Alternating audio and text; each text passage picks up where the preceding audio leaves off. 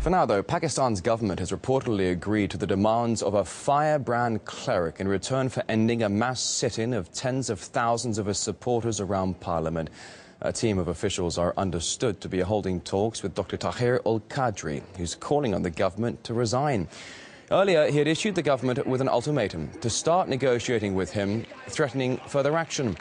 The political chaos in the country has also deepened after the government clashed with the top court, whose order to arrest the Prime Minister over a corruption case was refused.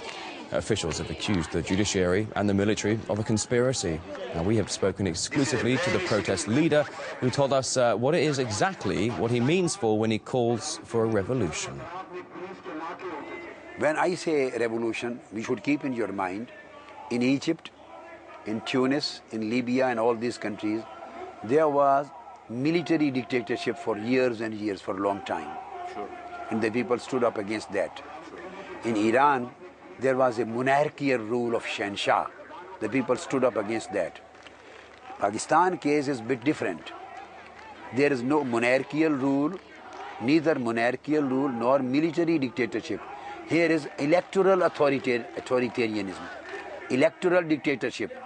True democracy does not exist in this society, neither in political field, nor in social field, nor in economic field, no democracy. So the corruption, there is nobody can deny this reality. So this march and movement is anti-corruption, to eradicate our society from corruption. And this is need of the whole Muslim world and whole third world and developing Muslim countries. We have to get rid of corruption and corrupt leaders. All right, now let's get some more details on the standoff ongoing between the government and protesters with Ahmed Quraishi, the president of the Paknationalists Forum lobbying group, joining us live here on RT. Thanks for coming on. Pleasure to have you on today. You are there in the capital. You've heard the story ongoing here. What's the mood like there now?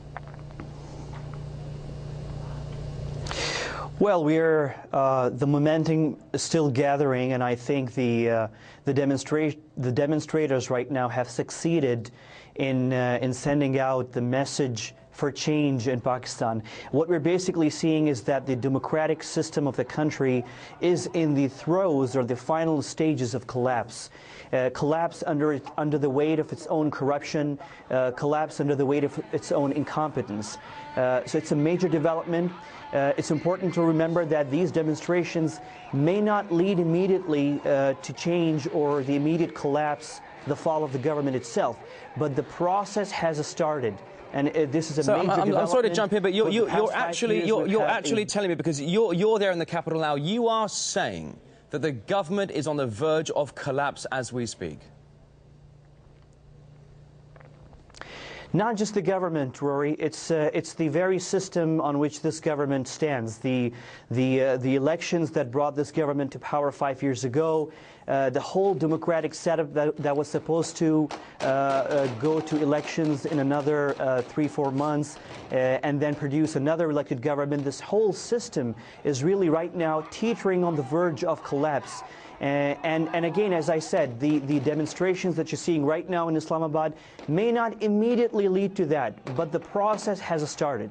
So, we're talking about this Al-Qadri fellow who's essentially this Muslim cleric who's leading the movement here. He spent 7 years in Canada, from what I understand, raising funds there. How has he suddenly come to the top in Pakistan? I know he's been promising a lot of big initiatives for a big, massive change in the country, and yet he's got tens of thousands of people supporting him, and he's threatening some sort of revolution if the government does step down. Just who is this Qadri person?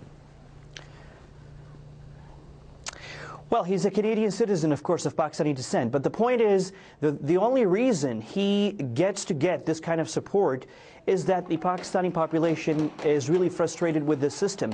And I must remind you just very, very quickly that 5 years ago, the current government that we have in Pakistan was brokered by the former military dictator with the help of the U.S. government and the British government. It was a very direct affair, and very senior diplomats from those two governments and from the government representing Pakistan sat down together and sort of drew the shape and form of the next government to come in Islamabad, a government that was supposed to protect the American interests in the region, the war in Afghanistan. So it was supposed to really basically serve interests that are very important to governments such as the United States and the United Kingdom.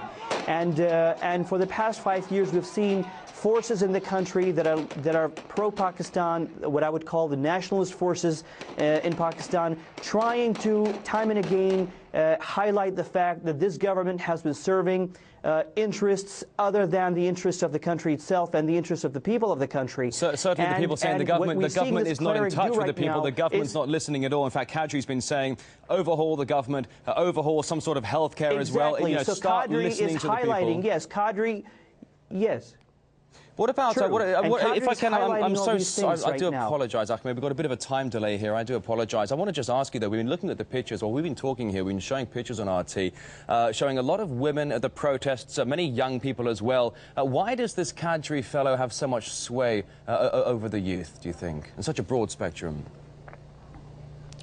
Well, he is a learned cleric, so he did have a bit of a following, a good following. But as I said, this thing increased tremendously when he began talking about changing the failed democratic system in the country. It's a failed democratic system. It's a small clique of elite politicians who are intermarried and interrelated to each other through family marriages and so forth. And they're divided, and they're using different parties to sort of divide the cake. And of course, indulge in massive corruption. I think in the 70-year history of modern Pakistan, we've seen the most corrupt government ever in this short history of ours. So all of this really came together to sort of increase the following of this cleric. So a lot of the pictures that you're seeing, a lot of the footage you're seeing, these are people who may or may not be supporters of the cleric himself, but they're definitely supporters of changing this democratic system that has failed the country tremendously and clearly. Ahmed Quraishi, President of the Paknationalists Forum lobbying group, live in Islamabad. Many thanks for coming on.